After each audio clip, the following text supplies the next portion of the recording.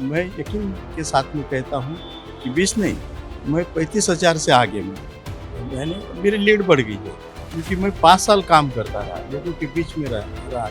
झूठ नैरेटिव कांग्रेस ने फैलाया था, ये संविधान बदलने वाले हैं।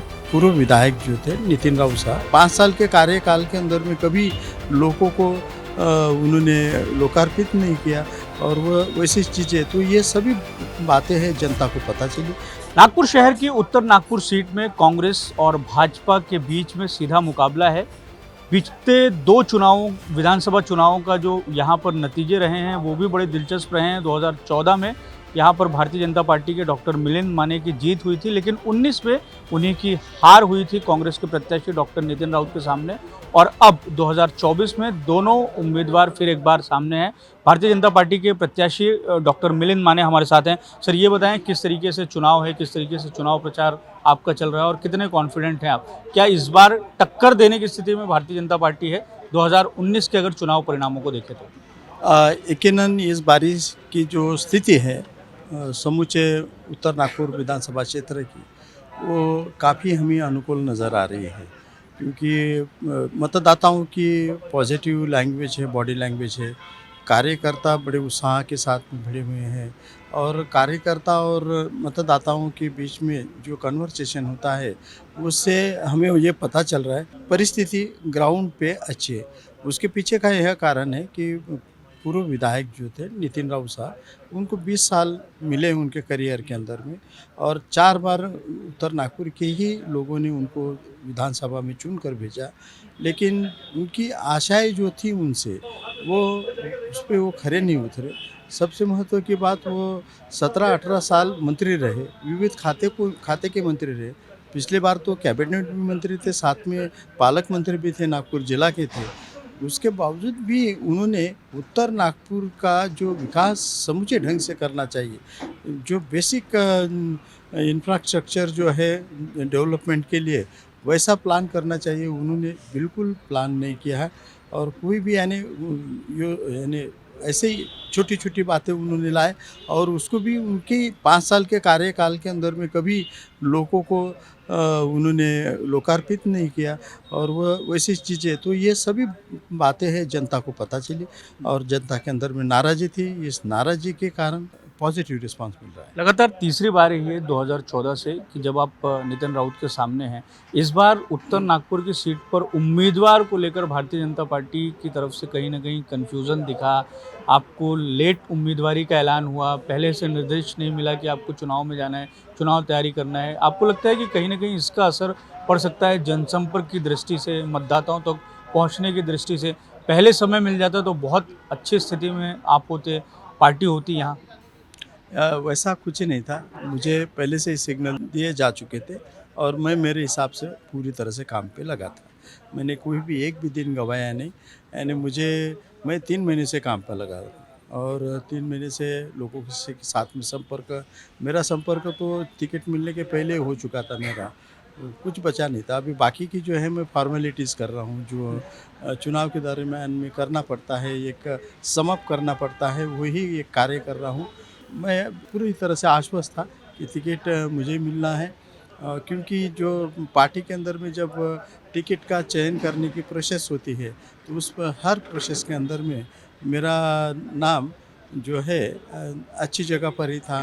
जो पार्टी के लिए जो काम करना पड़ता है, तो इनडायरेक्टली थोड़े यानी कोई भी कार्यकर्ता को ऐसा पहले ही नहीं बोल दिया जाता है कि भैया आप प्योरली ओके हो करके, वो थोड़ा सा यानी थोड़ी हिंट देती है, तुम्हें चुनाव लड़ाना है कि नहीं, तुम्हें को चुनाव लड़ाना है तो ये काम ही करना पड़ेगा।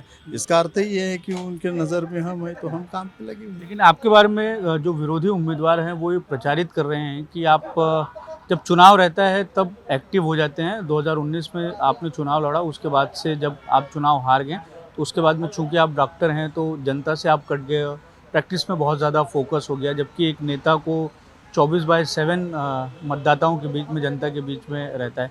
तो ये चीज़ भी विरोधियों के द्वारा उठाई जा रही है, इसको भी आपको एड्रेस करना एक बड़ी चुनौती होगी। वो उनका सरासर गलत है। जिस दिन मैं पिछला चुनाव हार गया, उसी दिन से मैं ये चुनाव के लिए 5 साल प्रचार किया, लिटरली प्रचार किया। मैं दवाखाने में था, तो मेरे हर पेशेंट थे। पेशेंट को भी मैं कि भैया आप अच्छे हुए अभी बीजेपी को वोट डालने का, हम आने वाले चुनाव में खड़े रहने वाले। मेरा हर पेशेंट यानी कम से कम मैं 60,000 पेशेंट के पास में अप्रोच हुआ हूँ परिवार को। हाँ, तो वो सभी मेरे अभी मतदाता है आज की तारीख में, irrespective of caste, religion and सभी से। और दूसरी बात, मैं पार्टी के भी हर कार्यक्रमों के अंदर में बिल्कुल तैनात रहा। तीसरी बात, मेरा जो चुनाव की जो पूर्व तैयारियां रहती है कि डाटा प्रिजर्व करना, डाटा उसको ये करना, सभी जगह पे मुलाकात करना, रिश्तेदारों को, की वोटर्स लोगों को मिलना, हर कार्यक्रम अटेंड करना, गणपति हो, ये कोविड कार्य काल के अंदर में घर में नहीं बैठे, किट बनाते रहे, लोगों को डिस्ट्रीब्यूट करते रहे, लोगों के बीच में रहे। कोविड के अंदर में कोई डॉक्टर पेशेंट नहीं देख रहा था, उस वक्त मैं 24/7 नियर अबाउट मेरा क्लिनिक शुरू रखा था और नज़दीक से मैं कोविड के पेशेंट देखता था, सिकल सेल के पेशेंट। मैं जो रुग्णों के साथ में रुग्ण सेवा देते हैं, मेरा अर्थार्जन, मेरा जो उदर निर्वाह का साधन वही एक है, तो वो भी मैं करता रहा।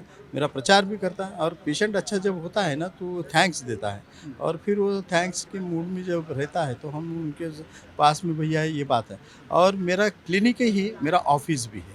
मैंने वहाँ से वोटर्स लिस्ट, नए वोटर्स बनाए, मैंने रमाई आवास योजना के फॉर्म वहीं से भरे, जितनी भी योजना आई वो वहीं से हमने क्रियान्वित किए। तो यानी एक ही जगह से 2 in 1 काम करते रहे। मेडिकल भी प्रैक्टिस चलती रही और हमारा ऑफिस भी चलते रहा, जहाँ से लोक सेवा के काम, हर काम होते रहे। तो और वो क्लिनिक भी जो है सुबह 8 बजे खुलता था, रात को 10 बजे बंद होता था। इतने लंबे आवर्स का कोई नेता का ऑफिस नहीं, और बाउंडेड में मिलता था लोगों को। यानी क्लिनिक है तो दवाखाने में जाना है, 10 बजे जाना है, 2 बजे तक के रहना है, शाम को 6 बजे जाना है, रात को 9 बजे तक के रहना है। बीच मध्यंतर के काले काल में मेरी पैथोलॉजी है, तो स्टाफ वहाँ पे सैंपल कलेक्शन के तो 20 यानी कम से कम 12 घंटा मेरा ऑफिस शुरू रहता था। तो हमारा संपर्क बहुत अच्छा था। जो भी लोग विरोधी कह रहे हैं ये केवल चुनाव के वक्त सामने आते हैं, तो वो उनका अज्ञान है, ऐसा मेरा मानना है। एक आखिरी सवाल है आपसे कि 2014 और 2019 का चुनाव देखें तो 20,000 की मार्जिन रही है, चाहे आप जीते हों चाहे आप हारे हों। तो इस 20,000 के गैप को किस तरीके से कम करेंगे? और लोकसभा चुनाव का जो हाल ही में चुनाव परिणाम आया है उसमें सबसे ज़्यादा लीड अगर कांग्रेस के प्रत्याशी को मिली है तो वो उत्तर नागपुर से मिली है। तो एक बड़ी चुनौती ये भी है कि उस लीड को पाट के अपने लिए जीत की नींव को बुलंद करना। हाँ, ये बात है कि 2014 में हम नितिन राउत साहब को हरा के 20,000 मतों से आगे थे। 2019 के अंदर में नितिन राउत ने हमको हराया, वो 20,000 से आगे थे। अब इस बारी से मैं यकीन के साथ में कहता हूँ कि 20 नहीं, मैं 35,000 से आगे में हूँ। यानी मेरी लीड बढ़ गई है, क्योंकि मैं 5 साल काम करता रहा, लोगों के बीच में रहा कर। तो इस कारण से हम 35,000 वोटों की लीड लिए हुए हैं। ये एक बात सही है कि लोकसभा के अंदर में हम 32,000 से यहाँ पर माइनस है, और ये 32,000 का माइनस होने का कारण जो था कि जो झूठ नैरेटिव कांग्रेसियों ने फैलाया हुआ था कि संविधान बदलने वाले हैं, और वो यहाँ पर इतने रूट लेवल तक के चला गया था कि हम चाहकर भी उसको खोड़ नहीं सके, और हमारी शक्ति उस वक्त क्षीण हो गई और हमने कुछ काम नहीं कर पाए। धन्यवाद सर हमसे बात करने के लिए। तो ये थे उत्तर नागपुर से भारतीय जनता पार्टी के प्रत्याशी डॉक्टर मिलिंद माले, जिन्होंने हमसे बातचीत की और अपने जीत को लेकर एक बार आश्वस्त वो दिखाई दे रहे हैं और वो कह रहे हैं कि 35,000 की लीड से वो जीतेंगे। कैमरामैन अतुल गवई के साथ दिव्येश द्विवेदी, यूएसएन न्यूज़ नागपुर।